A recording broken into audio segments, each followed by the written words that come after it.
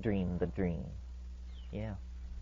Don't you think that's what virtual reality is heading towards or trying to express? I mean, I'm curious what your opinions about the impact virtual reality will be on culture. Yeah, well, yes. Do you all know what virtual reality is? I don't. Virtual reality is a technology. Remember, you heard it here first.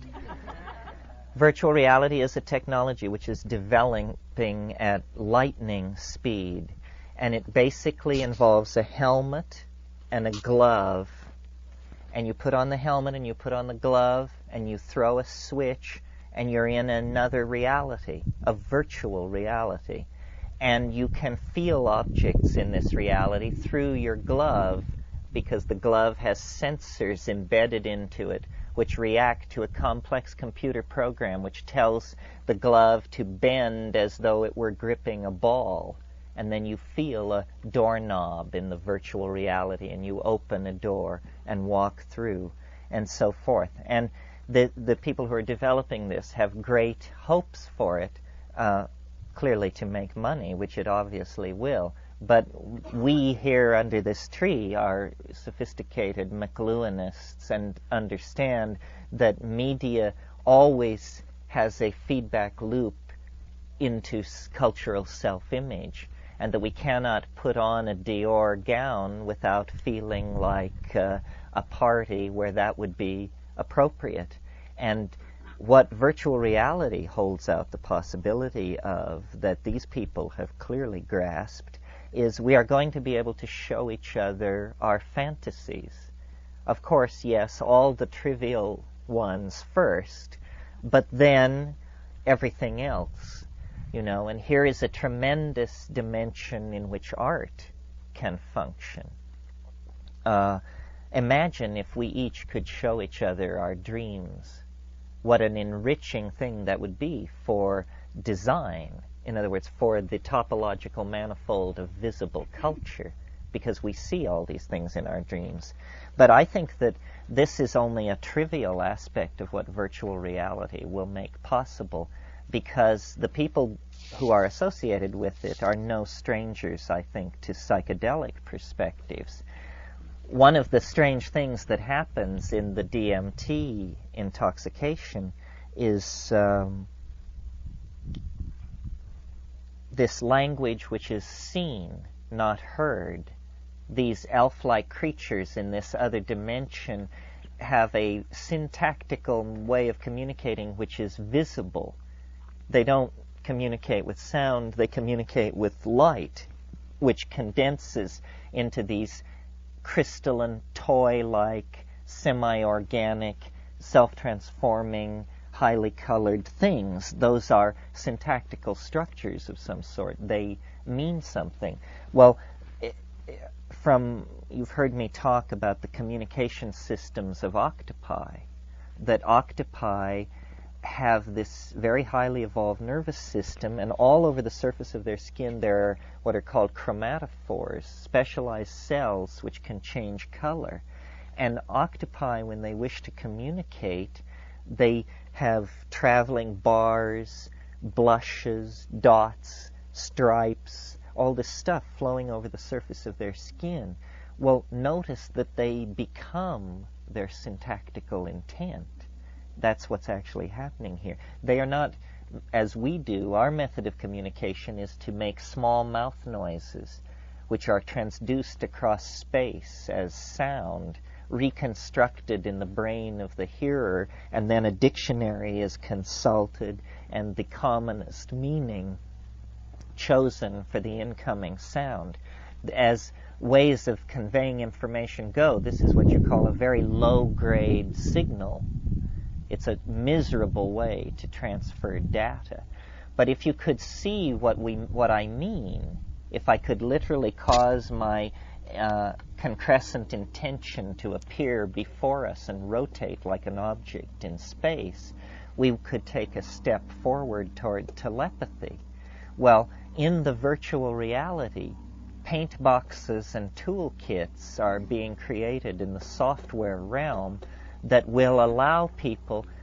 Jared Lanier, the great brain behind some of this, is interested in what he calls non-symbolic communication. Non-symbolic communication and the more perfect logos of the DMT ecstasis are the same thing. It's a moving, visible modality of intent that you see, you don't hear.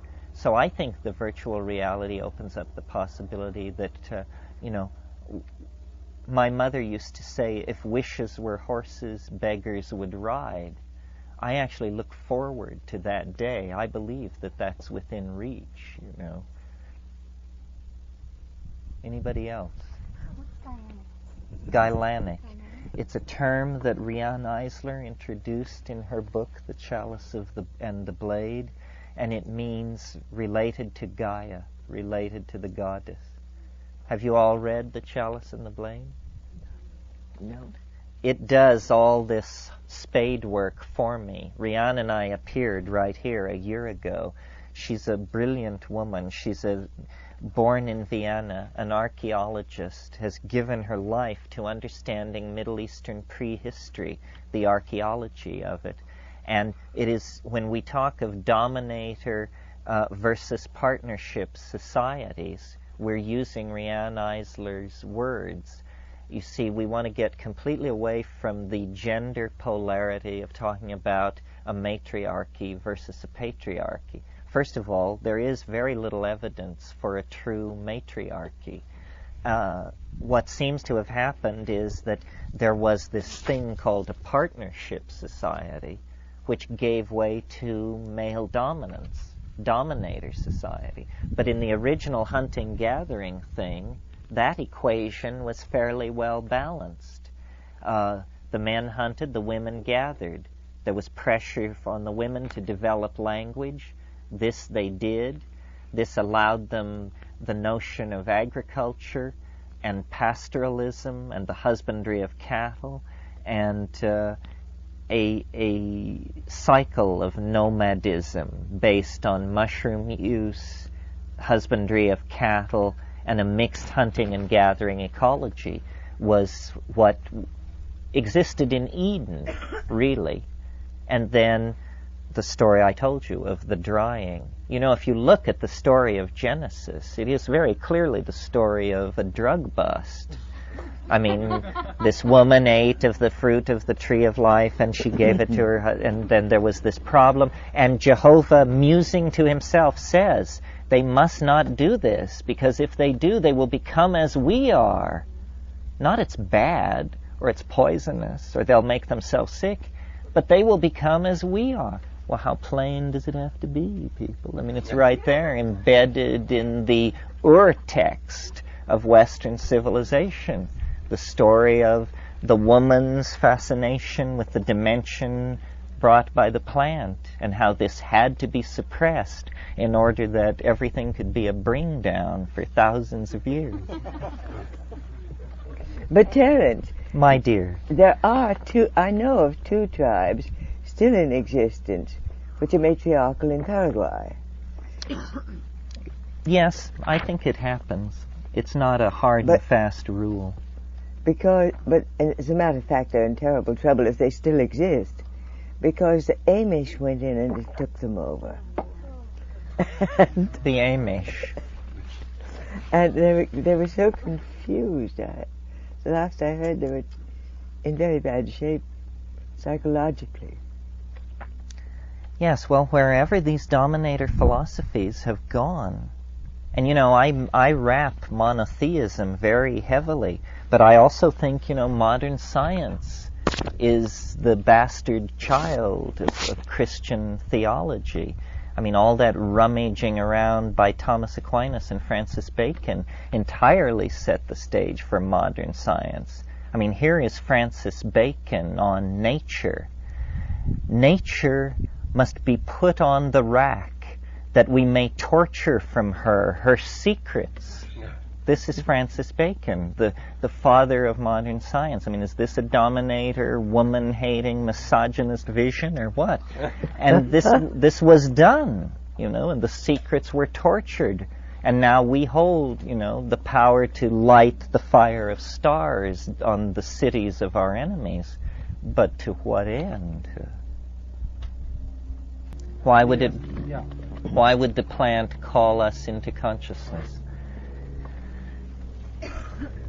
Well, it's, or maybe you don't know, but in the introduction to the book that Dennis and I wrote on how to grow mushrooms, the mushroom makes a little speech there.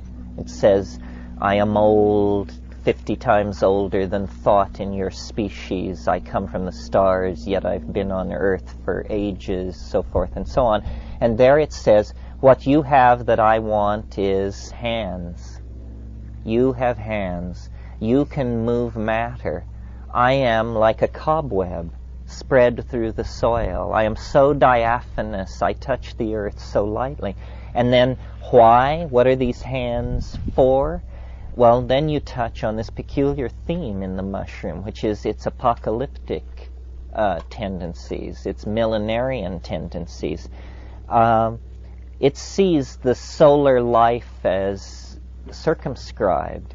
It thinks in terms of a galactic radiation of its genes through space and time. It doesn't want to be trapped on one mud ball when the star that it's orbiting goes up. This question of the dynamics of the sun is very interesting. I don't know why, the alien thing that it is, why it would call us forth into organization. There are some things that are that we can't comprehend. I mean, when you confront the other and you begin to dialogue with it about these things, and it begins to lift the veil on these vistas, it becomes unbearable. Ultimately symbiotic, and ultimately somehow for purposes of departure. The theme of departure, whether it's to another continuum, that a doorway will open and we'll go, or down into the crystalline substructure of the planet, or into the wind. But the theme is that we are finished here. It's interesting that these plants have these messages, because I don't get this from ayahuasca. To me, ayahuasca is maternal and the river, and I often see flow, sediment, the rivers, the sediment, the overturning of minerals, life and death, but not this "let us go where no one has ever gone before. On your feet, mankind, the great adventure," and it begins to, march out into this inflated but perhaps true vision of a destiny for us, that we have a destiny, that there is more for us than saving this planet. That must be done.